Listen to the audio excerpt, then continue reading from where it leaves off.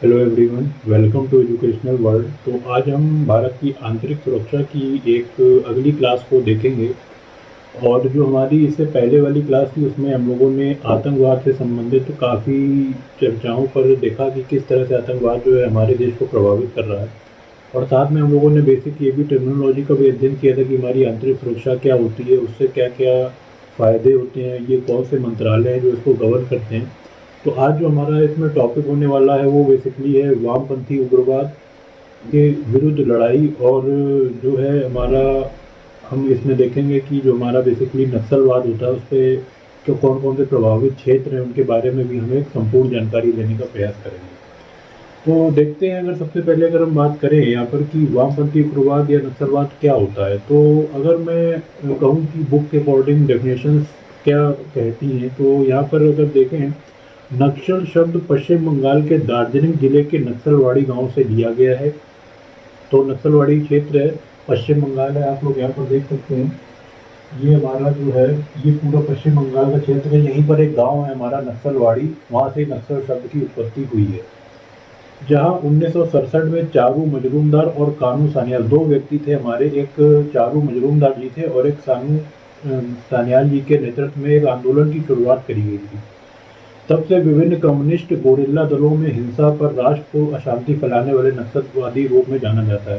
तो एक प्रश्न जो है अक्सर परीक्षाओं में पूछा जाता है और ये पूछता है कि जो नक्सलवादी आंदोलन है उसकी शुरुआत किस राष्ट्र से हुई है। तो उसमें हम कह सकते हैं कि जो हमारा पश्चिम बंगाल राज्य है वहाँ से इसकी उत्पत्ति नक्सलवाड़ी गांव से हुई है। इसको जो आप लोग है भली बात ही अपने माइंड में जो है याद रखिएगा। आगे बात करते हैं तो पूर्व प्रधानमंत्री जो हमारे माननीय मनमोहन सिंह साहब थे, उन्होंने भी नक्सलवाद को देश की आंतरिक सुरक्षा का सबसे बड़ी चुनौती का एक कारक बताया था। देश के लंबे समय तक ये चुनौती रही, यद्यपि नक्सलवाद को इतिहास के कई बार उतार चढ़ाव देखे हैं। तो देखिए यहाँ पर मैं आपको थोड़ा सा एक बात क्लियर करूंगा कि आतंकवाद की समस्या जो है हमारे देश में वो अलग है, और नक्सलवाद की समस्या जो है वो हमारे देश में रह कर ही कुछ ऐसे अराजक तत्व होते हैं जिनके द्वारा हिंसा, या फिर हम कह सकते हैं कि कुछ अराजक गतिविधियां करी जाती हैं। कई बार ये लोग जो है ऐसी मांगे करते हैं जो बिल्कुल राष्ट्र के अनुकूल या फिर सरकारों के अनुकूल नहीं होती है, तो ज़बरदस्ती उसको मनवाने के लिए ये लोग कई बार जो है पटरी वगैरह को हटा देते हैं, या फिर जो है कुछ इस तरीके की आपत्तिजनक घटनाएं भी कर देते हैं जो कि हमारे राष्ट्र के लिए सौहार्दपूर्ण नहीं होती हैं। तो इनका जो है विरोध ही करना चाहिए, और जो है तभी हमारा देश तरक्की कर सकता है। आगे बात करें अगर, तो इस पे अगर हम नक्सलवाद के विकास देखें तो इसके जो है हमें यहाँ पर 3 चरण देखने को मिलते हैं। प्रथम चरण होता है, द्वितीय चरण होता है और तृतीय चरण होता है।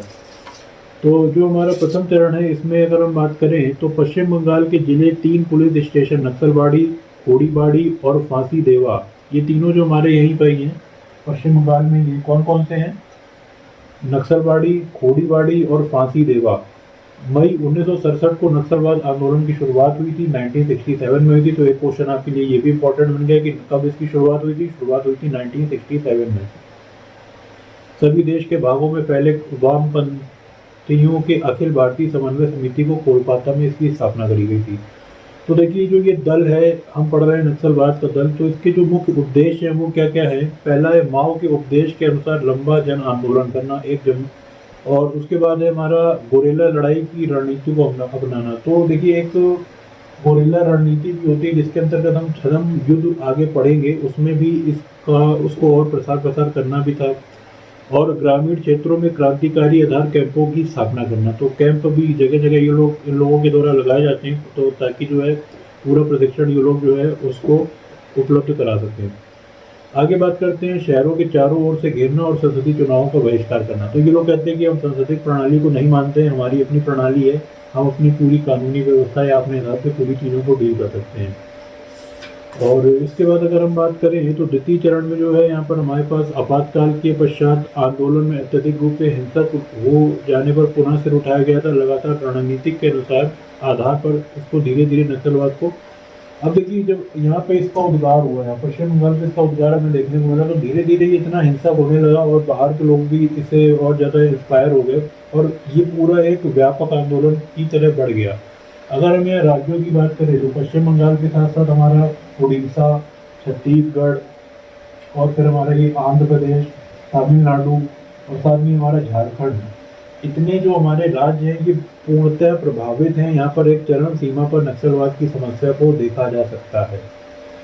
और अगर हम तृतीय चरण की बात करें तो 2000 में एक हमारी महत्वपूर्ण घटना हुई थी जो कि बुक में वर्णित किया गया है, और जिसमें आंध्र प्रदेश के सक्रिय PWG ने तथा बिहार एवं पड़ोसी इलाकों में सक्रिय MSME एकीकृत होकर CPI माओवादी की स्थापना करी। तो तृतीय चरण में यही आंदोलन हमारा माओवादी के रूप ले लेता है, और उसके आधार पर जो है लगभग 13 वाम चरमपंथी दल जो है इसके अंतर्गत कार्य करते हैं।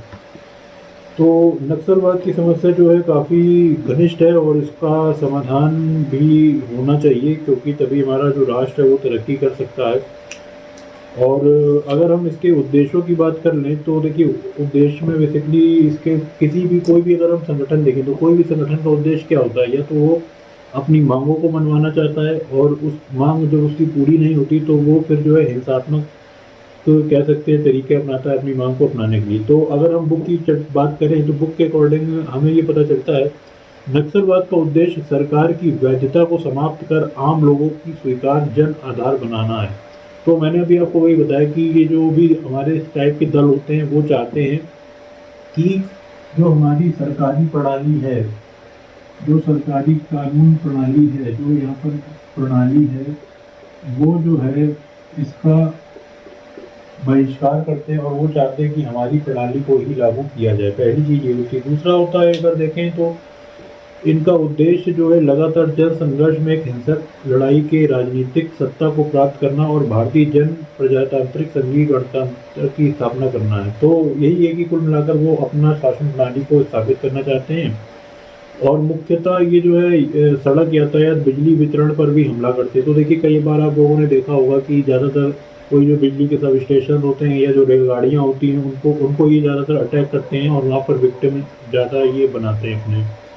अपने जन आंदोलन के प्रति आम लोगों में बुद्धिजीवी वर्ग को आकर्षित करने वाले नक्सली सिद्धांतों में सिविल समाज के अटल संगठनों में ऐसे मामले आर्थिक जोन एवं भूमि सुधार अधिग्रहण के व्यवस्थापन कानून से हुए हैं।